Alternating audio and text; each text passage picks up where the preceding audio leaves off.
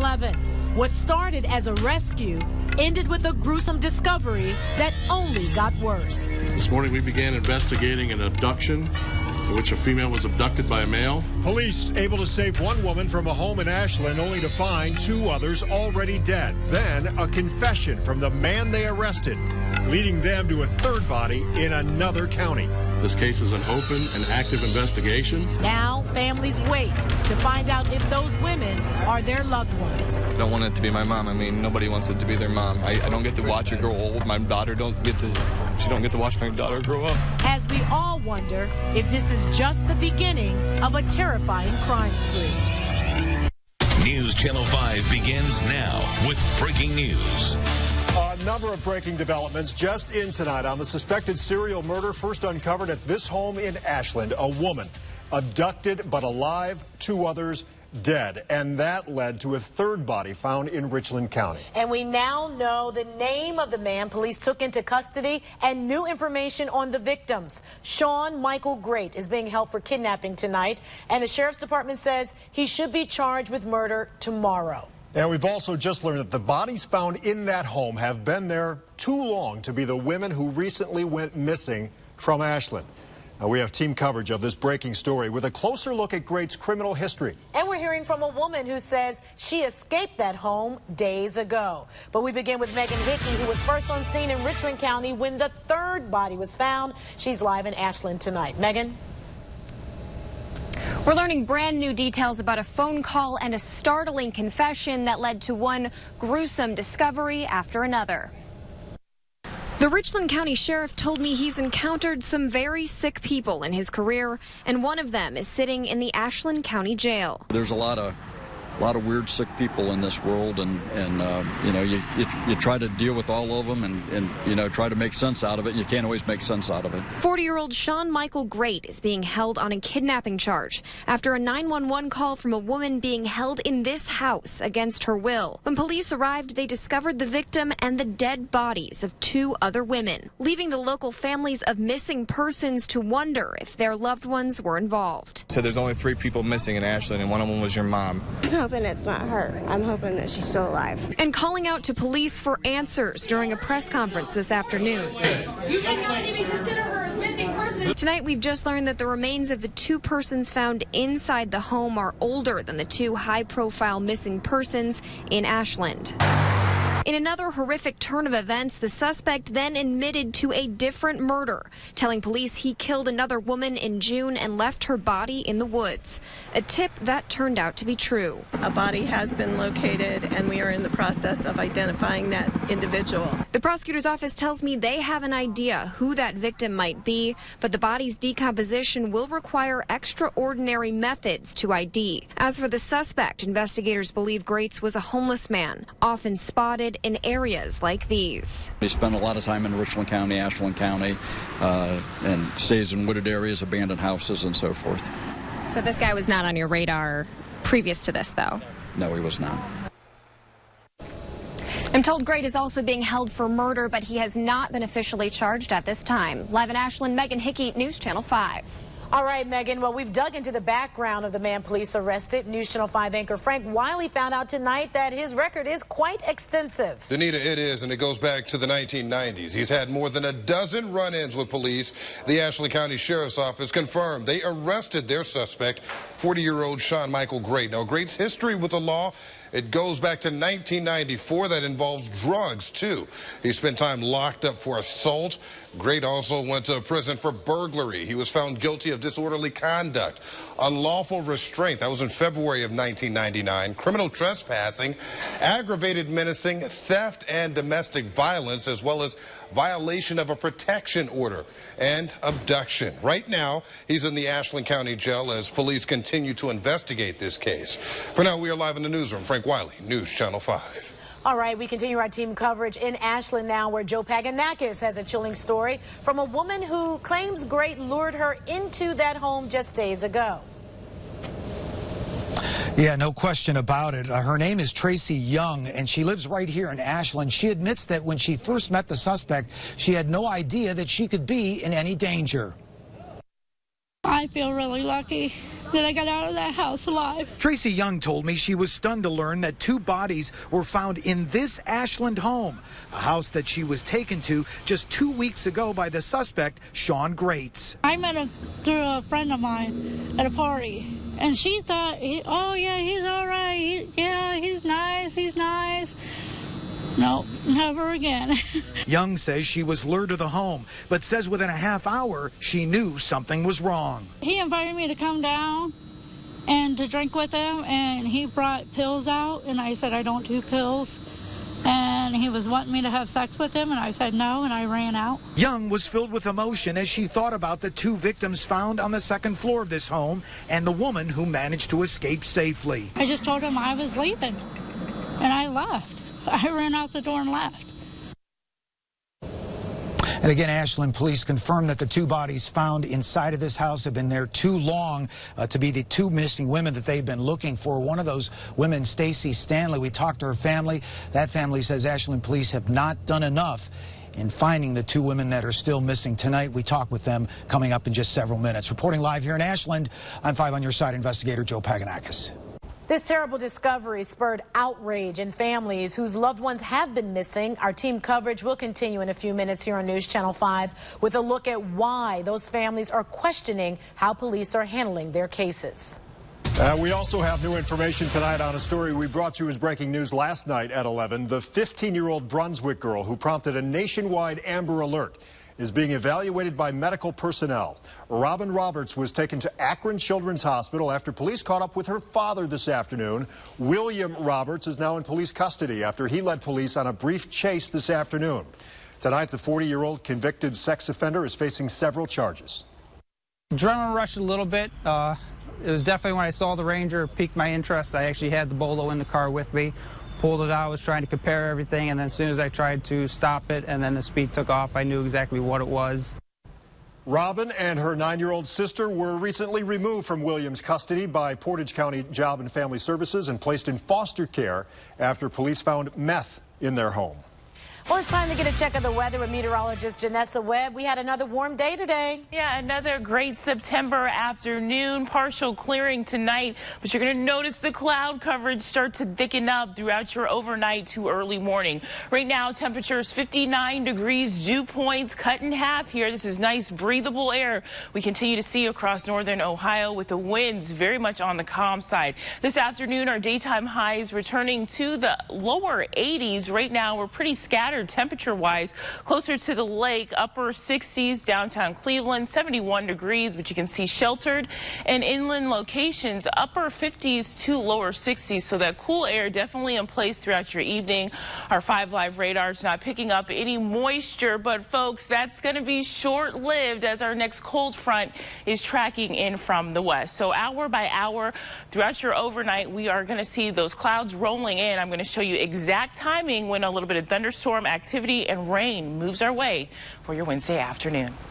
New York State's Attorney General says he is investigating Donald Trump. He's looking into the practices of Trump's namesake foundation. Eric Schneiderman says his office has been in correspondence with the foundation. He says the office is looking into concerns the foundation may have engaged in what he called improprieties. My interest in the this issue really is in my capacity as regulator of nonprofits in New York State. We have been looking into the Trump Foundation to make sure it's complying with the laws that govern charities in New York. Schneiderman did not elaborate on what the possible improprieties just might be, but the Washington Post reporting tonight the Republican presidential nominee may have spent foundation money on himself. The British man who attempted to steal a police officer's gun in an effort to kill Trump has now pleaded guilty. The 20-year-old entered pleas to being an illegal alien, being in possession of a firearm, and disrupting an official function. He could face about 2 years in prison. Well, Donald Trump will be back here in Ohio on Wednesday. His campaign says the businessman will be at a rally tomorrow evening at the Canton Memorial Civic Center. Recent polls indicate a tight race here in Ohio, so Ohioans can expect to see a lot of the candidates over the next 2 months. Democratic presidential candidate Hillary Clinton will be back on the campaign trail Thursday. She, of course, took a few days off after leaving a 9/11 memorial event early on Sunday, then revealing that she had been diagnosed diagnosed with pneumonia on Friday. Clinton is scheduled to appear at the Congressional Hispanic Caucus Institute dinner in Washington Thursday night. Something here you'll only see on 5 tonight. ODOT using new technology to make sure our bridges are safe. Our cameras were there when the department flew a drone around the Sandusky Bridge today. Now, they say these drones will save time, money, and they're safer, getting images that show inspectors exactly where repairs need to be done. Images that inspectors can then look at from their desks instead of having to dangle under a bridge to see what's going on. Another new state law went into effect today aimed at making things a little easier for those looking to turn their lives around. It's no longer mandatory for judges to suspend the driver's licenses of somebody convicted of a drug offense that does not involve driving under the influence. Sponsors of the bill say it will help Ohioans get and keep jobs. The gazebo where 12-year-old Tamir Rice was shot to death by a Cleveland police officer will be taken down tomorrow. That gazebo became a memorial to Tamir, whose death in 2014 sparked protests in the city. It will be deconstructed and shipped to Chicago's Stony Island Arts Bank for display. A museum official will be here tomorrow to supervise. Another live look now at Ashland tonight, where over 100 people have flocked to a gruesome crime scene. Why so many people have been drawn there as breaking details on the suspect and the women found dead continue to pour in. Plus, video that would make anybody's heart stop. A maniac tries to mow down 3 police officers. How those brazen men managed to escape death. Russian hackers target some of our country's biggest athletes. What they revealed about their personal lives that have them fuming.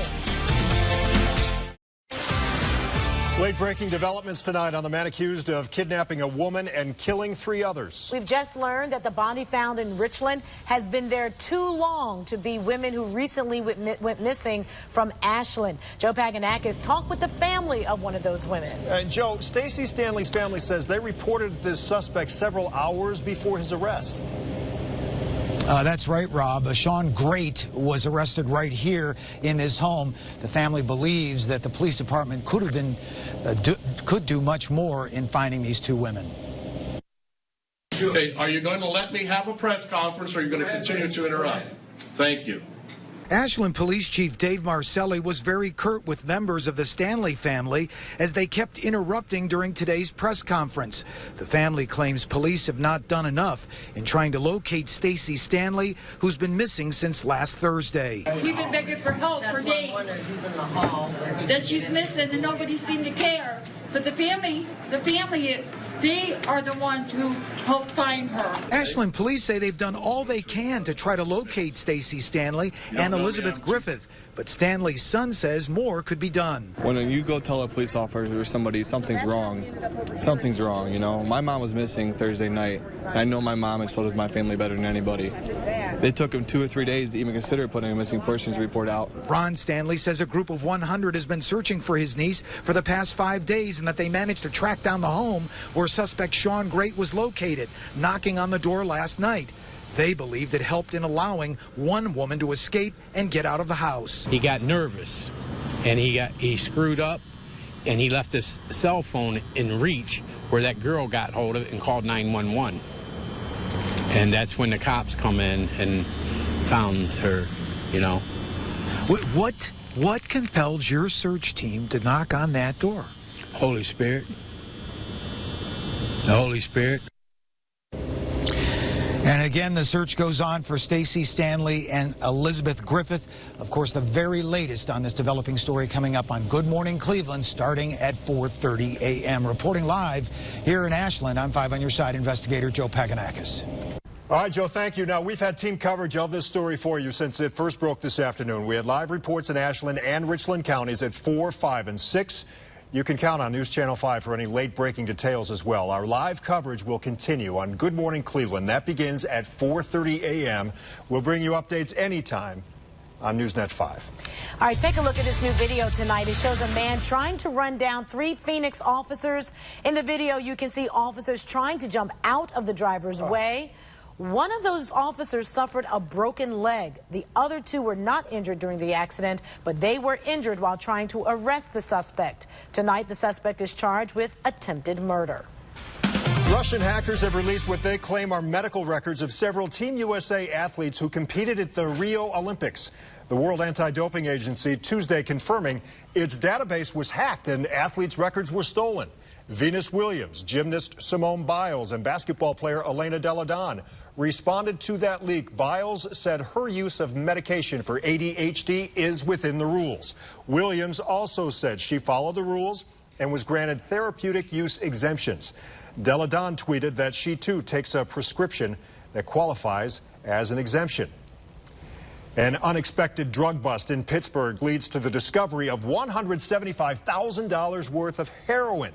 Somebody taking out the trash spotted that stash in a dumpster and called police.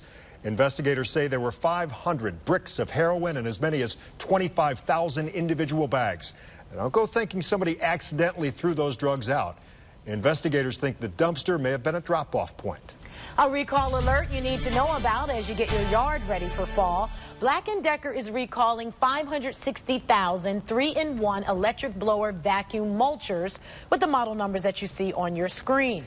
The cover of the can can come off and cut someone. They were sold in stores nationwide and also on the web from May of 2013 through this month for $70 to $90. So if you have one, please stop using it and contact Black & Decker. Have you ever had trouble scoring tickets to see your favorite show? Well, lawmakers are now trying to help you out. Ticket sellers and resellers testified at a Senate hearing today and endorsed congressional efforts to crack down on the use of computerized software by ticket brokers to snap up tickets and charge you a whole lot of money.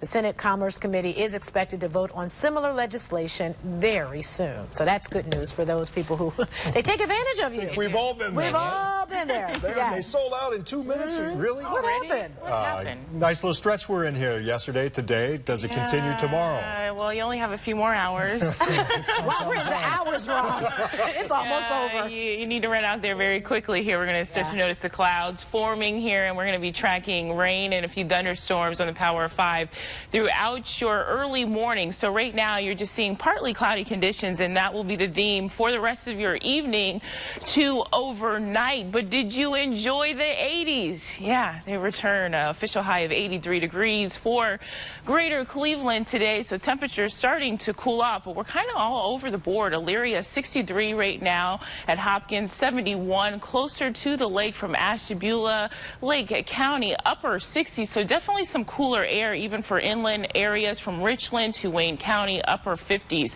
Now today was the last day we will be in the 80s. We're going to start to see a fall-like weather pattern as our next cold front starts to track in here. So partly cloudy right now. All we're seeing is just a little bit of ground clutter that our 5 live radars are picking up. You can see from satellite and composite radar, that's that front that is moving across the Midwest. You can see some thunderstorm activity. Now, as it tracks in from west to east, it's definitely going to lose its force, but definitely cause us to see that moisture back in full effect for your Wednesday afternoon.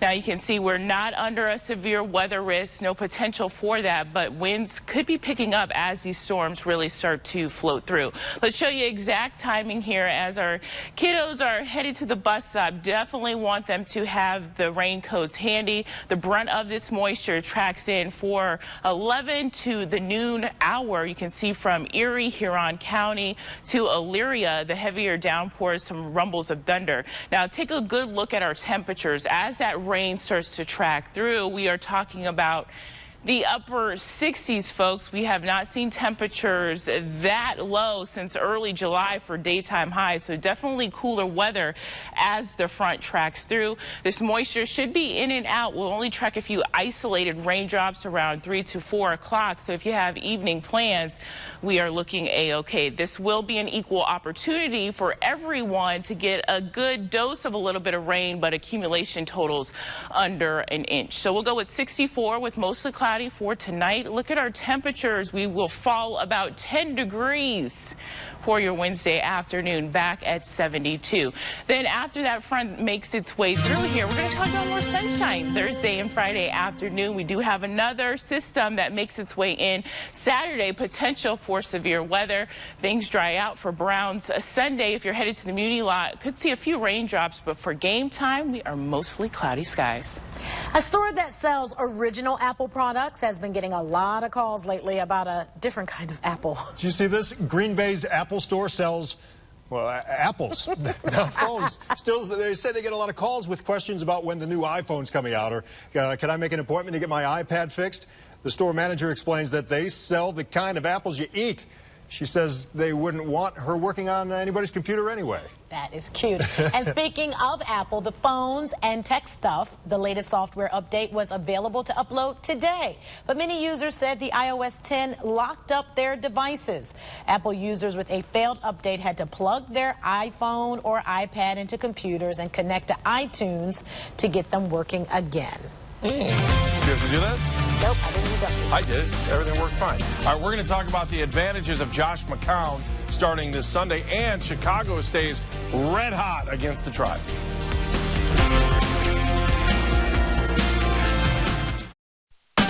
Now, 5 on Your Side Sports, brought to you by Brunswick Auto Mart. Ripped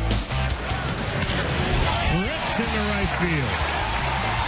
All the way to the wall as Almonte can't stop it. This game turned real quick on the Indians tonight in Chicago, a game that was tied at 1, turned on its side in the 6th inning. Carlos Sanchez plates 2 on the triple. Trevor Bauer gave up 6 runs tonight. The Indians fall 8-1. The good news is the Tigers lost, so the magic number is now 13. But Bauer was good through 5 innings, and then the bottom fell out. And then in the 6th, walked Eden, 3-2 change up. And then they just started bunching hits, and they came in a hurry. And then I thought he was getting frustrated towards the end. Well, by now you know that RG3 is done for at least 8 weeks, and the Browns will have to turn to Josh McCown to lead the team on Sunday. The 14-year veteran started the first game last year, and now he's back again to start the second game this year. Plenty of questions on if the Browns should have traded the veteran, but now it looks like a great thing that the Browns kept him. When asked if he was ready, Hugh Jackson didn't hesitate. You have a guy like Josh McCown. Very. That's why you keep him here.